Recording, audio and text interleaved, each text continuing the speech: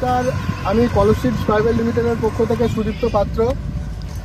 আর আমার সাথে আছেন area business manager Anup Kumar Nandida এবং সাথে আছে এখানকার টেরিটরি ম্যানেজার বিনয় দা। দাদা, আপনার একটু নামটা বলুন। আমার নাম রাজস্থান কুন্ড। আপনার গ্রামের নাম? জনতা। জনতা। আপনার এই জায়গাটা কোন জেলার মধ্যে পড়ছে? বাঁকুড়া জেলা। বাঁকুড়া জেলার থানা? থানা বিষ্ণুপুর। আমরা যে এখানে এসেছি, এখানে আমাদের কলস সিডস কোম্পানির বাঁধাকপির জাত প্রথম যেটা আপনি চাষ করেছেন।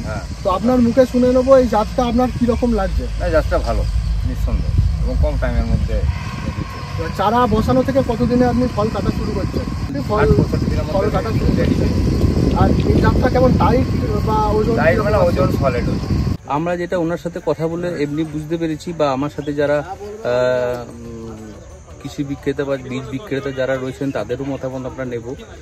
তো মেন যেটা এখানে দেখা যাচ্ছে এর সাইজ ভীষণ সুন্দর হচ্ছে অল্প দিনে। এর সাথে যেটা লিডিং ভ্যারাইটি এখানে চলে একটা অন্য কোম্পানি, তার থেকে এটা মিনিমাম 10 দিন আগে এটা হারভেস্ট হচ্ছে, যেটা বাজারজাত করতেও সুবিধা এবং বাজারে নিয়ে গেলে এর কালার এবং কম্প্যাক্টনেসের জন্য প্রথমেই কিন্তু বিক্রি হয়ে যাচ্ছে এবং সেটা চাষির ক্ষেত্রে ভালো।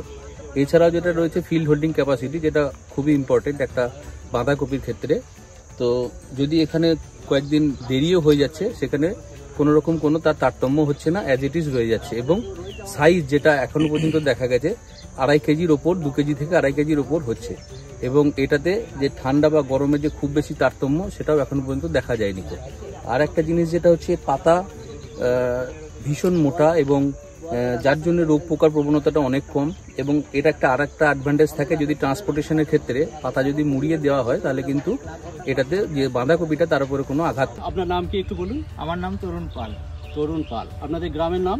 আমাদের গ্রামের নাম জনতা। আচ্ছা, এটা কোন ডিস্ট্রিক্টে? বাঁকুড়া ডিস্ট্রিক্ট। কোন এরিয়া এটা? এটা জয়কৃষ্ণপুর এরিয়া। জয়কৃষ্ণপুর এরিয়া।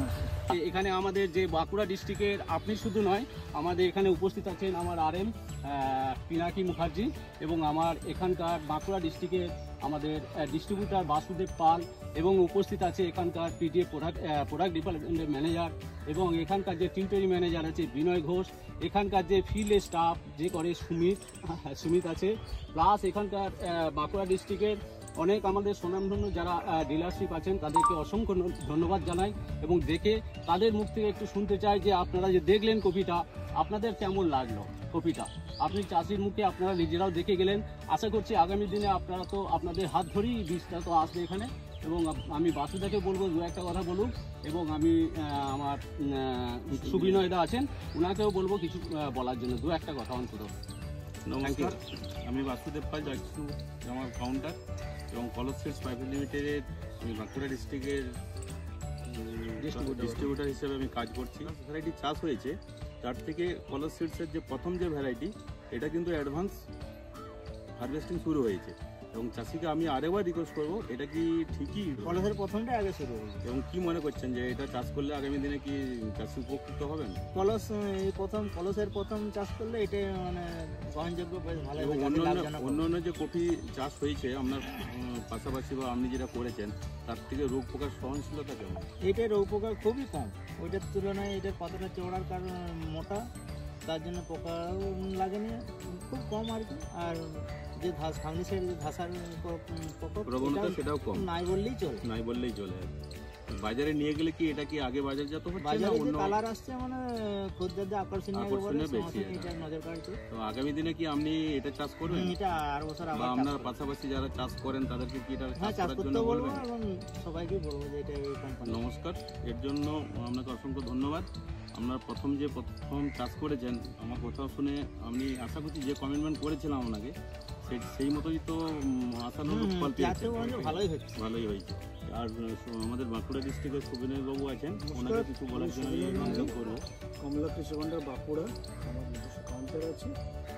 বিভিন্ন কফি এখানে এসে যেটা দেখতে পাচ্ছি, তাতে একটা জিনিস খুব ভালো লাগছে, কলসের এই প্রথম কফিটা চাষির সাথে মতামত বিনিময় করে যেটা বুঝতে পারছি, প্র্যাকটিক্যাল যেটা আমি দেখতে পাচ্ছি, এই পাতাটা এবং গাছের গড়ন খুব সুন্দর। নাম্বার 1 হচ্ছে পাতা খুব মোটা।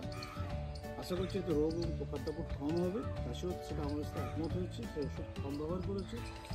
আর যেটা মূল বাঁধাকপি সেটার রং কিন্তু খুব সুন্দর। বাজারে আমার মনে হয় চাষি যেটা স্বীকার করেছে, আমারও মনে হচ্ছে যে বাজার নিয়ে গেলে সহজে এটা বিক্রি করা যাবে এর আকর্ষণীয় রঙের জন্য। এবং পাশে যে চেক ভ্যারাইটি রয়েছে তার থেকে একটু আগে উঠছে এটা দেখতে পাচ্ছি।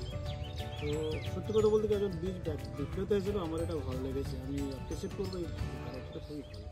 ধন্যবাদ।